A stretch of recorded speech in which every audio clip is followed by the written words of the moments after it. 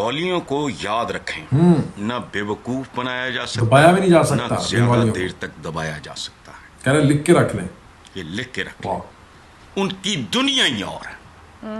मैं एक दो मिसालें देता हूं ताकि जरा आपके व्यूअर को समझ आए मैं कहना क्या चाह रहा हूं। हम सिगरेट पीते थे, मेज पर पैकेट, वो जुराबों। इंडियन मीडिया को देखें।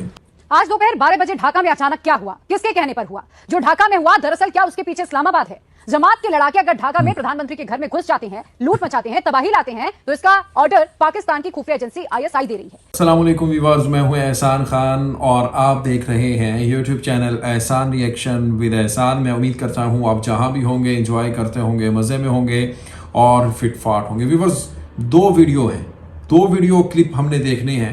नंबर 1 पाकिस्तानी मीडिया का, नंबर 2 इंडियन मीडिया का। जो पाकिस्तानी मीडिया का है वो बहुत बड़े पाकिस्तान के राइटर हैं, मुसन्नफ हैं, कलमकार हैं और तज्जियाकार हैं, जनाब हसन निसार साहब। वो बता रहे हैं बंगालियों के बारे में, बांग्लादेशियों के बारे में कि कैसे उनको दबाया नहीं जा सकता, और भी बहुत कुछ कह रहे हैं बांग्लादेश के बारे में। और साथ ही साथ जो इंडियन मीडिया है वो तो आरोप लगा रहा है, इल्ज़ाम लगा रहा है सीधा ISI के ऊपर, पाकिस्तान के ऊपर, कि ये जो सब कुछ करवाया है ना भाई, ये पाकिस्तानियों ने करवाया है। यानी कोटा सिस्टम भी पाकिस्तानियों ने शेख हसीना को कहकर कहा था कि भाई कोटा सिस्टम है ना जो, ये अवामी लीग वालों को दे दो, और फिर ये ख़त्म भी नहीं करना, लोगों को सीधे फायर मार रहे हैं, ये भी पाकिस्तानियों ने कहा होगा ना। यार क्या हो गया है इंडियन मीडिया को, ये पागल हो गया है।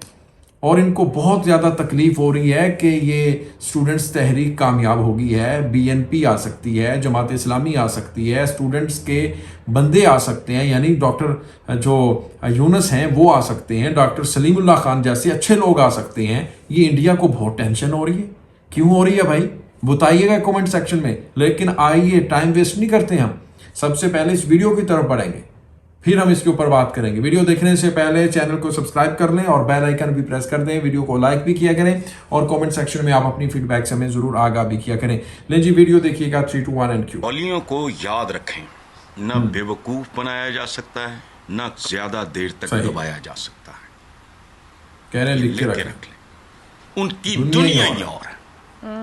मैं एक दो मिसालें देता हूं ताकि जरा आपके व्यूअर को समझ आए मैं कहना क्या चाह रहा हूं। हम सिगरेट पीते थे, मेज पर पैकेट, वो जुराबों में रखते थे, वो डिसिप्लिन थे। हम महीने के आखिरी हफ्ते उधार पे जीते थे। मैंने कभी किसी बंगाली लड़के को 1 रुपए का कैंटीन पे, कैफेटेरिया उधार नहीं लिया कभी। खैर, अच्छा, एक बात तो ये समझ लें, नतीजा मैं आपको ऑब्वियस है। खैर, एक किताब है बांग्लादेश एन अनटोल्ड स्टोरी, जो मेरे एक दोस्त ने लिखी है, जो शरीफुल हक दालिया ने, वो वीर उत्तम है, सितारा जुर्रत या इस तरह का। उसको अगर आप पढ़ लो तो एक बात फौरन समझ आ जाएगी कि जेन्युइन डेमोक्रेसी तक वो सरतापा एहतजाज में रहेंगे। 5 गुना उनकी GDP हो गई। उनके आप ज़खायर देखें, जो उनके गैर मुल्की जो करेंसी है उसके ज़खायर है, दैट इज अमेजिंग। और दुनिया के लीस्ट इंडेटेड नेशंस में से है। वो उन मुल्कों में से है जिन पर बहुत ही कम कर्ज है। फिर समाजी तरक्की भी डिलीवर की, सेहत, तालीम, डिजिटाइजेशन, क्या कुछ नहीं किया। हसीना वाजिद ने पर लगा कर उड़ाया, लेकिन क्या नहीं दिया? हकूक नहीं दिए। क्या नहीं दिया? जमहूरियत नहीं दी। ये डेमोक्रेसी का, ये वो चीज है जो प्रेशर कुकर में बन रही थी। मेरी जब बांग्लादेशी दोस्तों से बात होती थी तो जहां मैं उनकी इस मिसाली तरक्की की तारीफ करता था, तो मैं इस खदशे का इजहार जरूर करता था कि जो जमहूरियत का ना होना है, इसके नतीजे में किसी दिन बांग्लादेश उड़ा।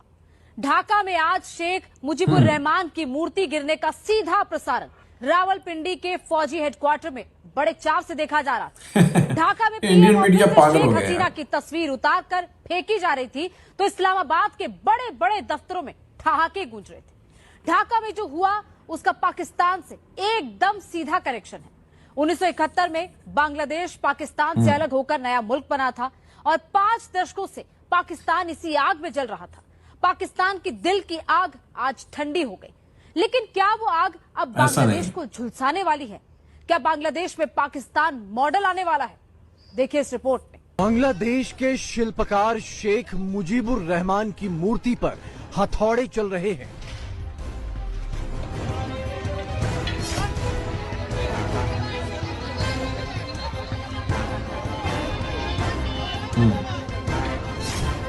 पाकिस्तान के चंगुल से बांग्लादेश को आजादी दिलाने वाले शेख मुजीबुर रहमान के स्मारक पर बुलडोजर चलाए जा रहे हैं।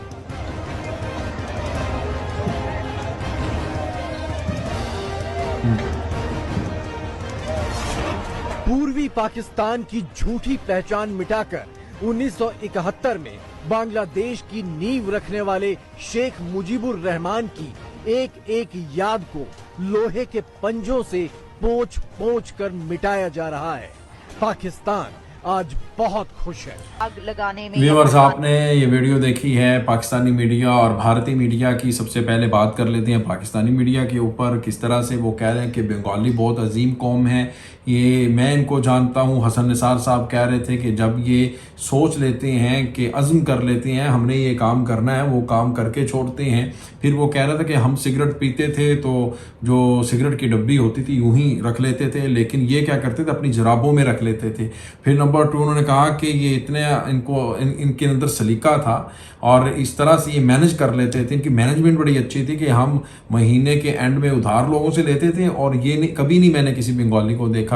और फिर आखिर में उसी प्रोग्राम में एक बात कर रहे थे शौकत बसरा, वो कह रहे थे देखें शेख हसीना ने बांग्लादेश में तरक्की की, कोई शक नहीं है, लेकिन उन्होंने एक जो गलत काम किया, उन्होंने लोगों को हकूक नहीं दे, यानी बेसिक जो नीड्स थी, बेसिक जो राइट्स थे वो नहीं दिए यानी बांग्लादेशियों को।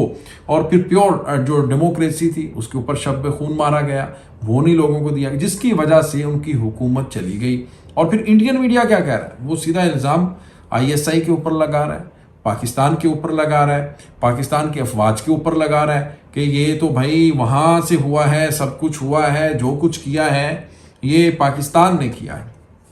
अब भाई आप बताइएगा, जो दोस्त हमें देख रहे हैं बांग्लादेश से, तो क्या यार ये पाकिस्तान ने करवाया है? ये इंडिया पागल हो गया यार। अब क्या कह सकते हैं, क्या पाकिस्तान ने शेख हसीना को फ़ोन किया था कि भाई इन स्टूडेंट्स के ऊपर सीधे फायर मारो और फिर इनको आप रजाकार भी बोल दो, फिर आप इनको रजाकार बोलेंगे, ये गुस्से में आएंगे और आपकी हुकूमत चली जाएगी? क्या ये भी पाकिस्तान ने ISI ने करवाया है सारा कुछ? और भाई होश के नाखून नहीं, किस तरह से आप पागल हो चुके हैं। आपके सीने के ऊपर आग जल रही है, आपको कुछ समझ में नहीं आ रहा, जो आपके मुंह में आता है वो आप बक रहे हैं। और फिर गोदी मीडिया तो बकवास करने में सबसे आगे है ना। आप भी व्यूअर्स बताइएगा इसके बारे में कमेंट सेक्शन में, आपका इसके बारे में क्या कहना है। मिलेंगे इंशाल्लाह नेक्स्ट वीडियो में, तब तक के लिए अपना और अपने इस चैनल का बहुत ज़्यादा ख्याल रखिएगा। अल्लाह हाफिज़।